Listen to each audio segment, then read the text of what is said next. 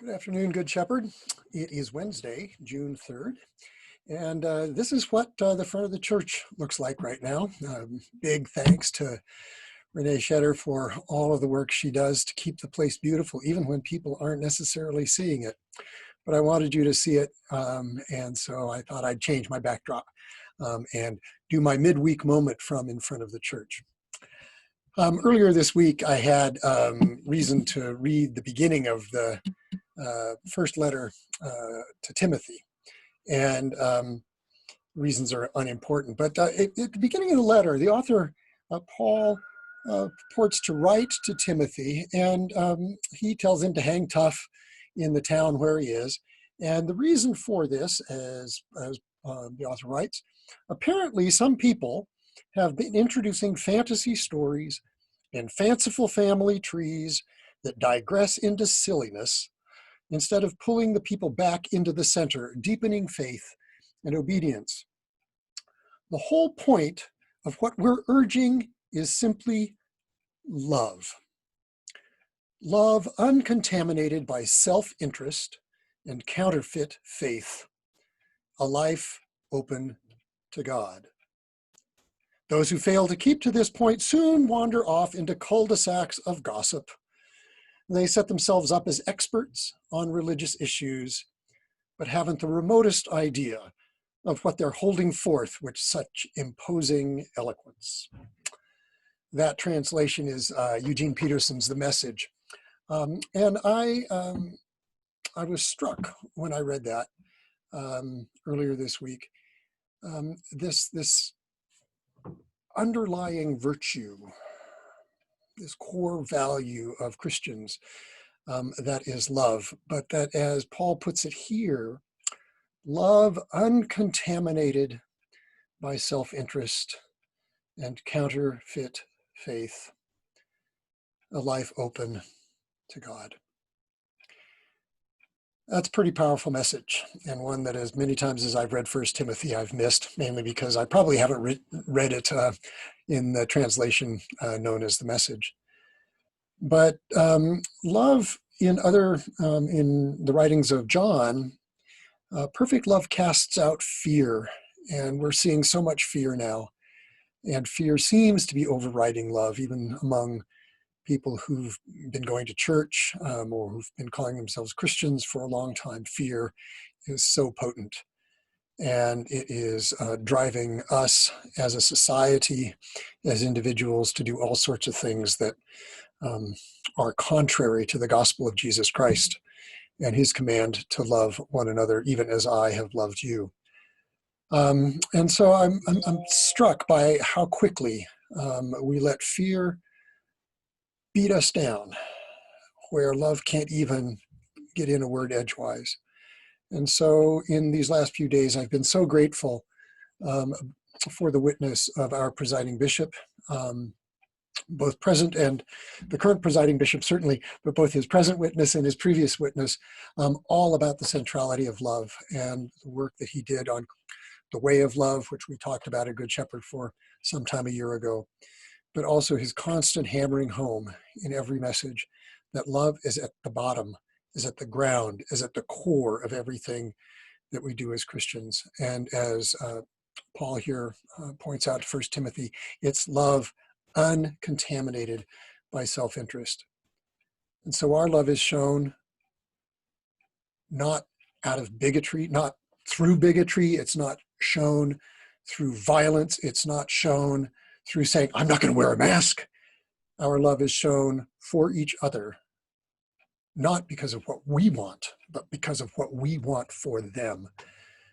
That's at the root of the gospel. That's at the root of why Paul told Timothy to hang tough and to work through all of these fake arguments that were going on in that congregation where Timothy was working. So please, brothers and sisters, let us labor to love. Love uncontaminated by self-interest. A few notes about what's going on. Again, sort of the announcement time after the sermon. Just to kind of update you on where we are with reopening. We're not any closer than we were. We're still working on it.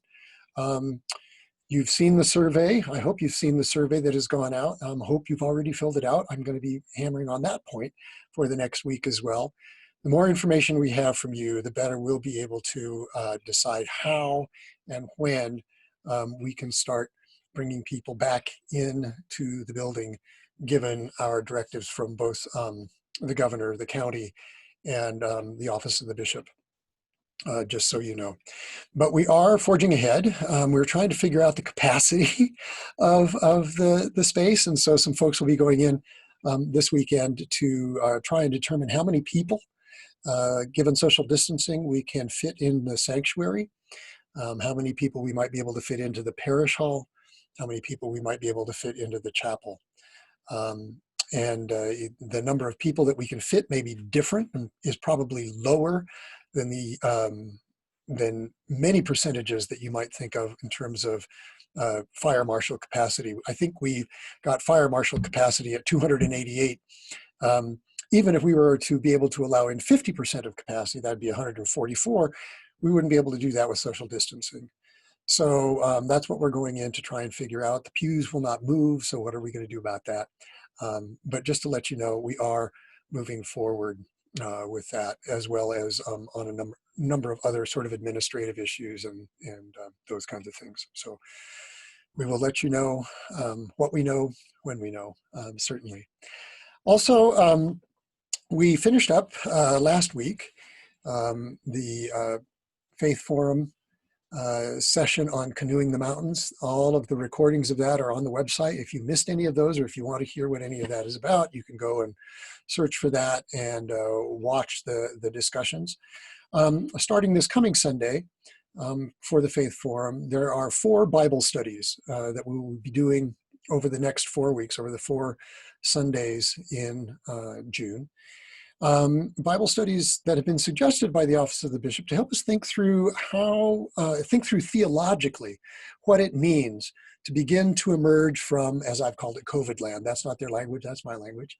How do we emerge from COVID land? But how do we do it faithfully and thoughtfully and theologically, biblically based? And I've looked at the 4 passages. There's one from Genesis that's all about the Noah and the ark story and getting out of the ark. There's a passage from Isaiah, one of the famous ones about, behold, I make all things new. A passage from Amos, the prophet Amos, about questions of justice. And then it closes with a passage from Matthew's Gospel about love.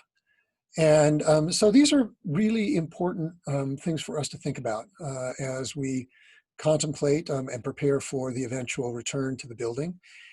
Certainly it will not be as an entire congregation all at once. It will be bits and pieces at different times. Some of it may be in the building, some of it may be outside. But again, we will be limited by regulations and rules from the governments and from the Office of the Bishop. We will get there, we will get back. And in the meantime, we have many opportunities to engage with one another, whether it's the gabbing with Gary, the Wednesday discussion, or the morning sheep counts, coffee hour. Oh, and I meant to say, this coming Sunday and going forward, we will have coffee hour immediately following the service. For 15 or 20 minutes. And we will begin the Faith Forum sessions at about 10:15. That will give people a chance to connect without being interrupted quite so abruptly. We've also seen that by the time the Faith Forum's over, most everybody who is going to hang around is gone, and that's okay. So we're adjusting things on the fly as we can. So I wish you the best of the rest of this week. These are certainly trying times in so many different ways, so many disturbing ways. But Jesus is with us, and we are together.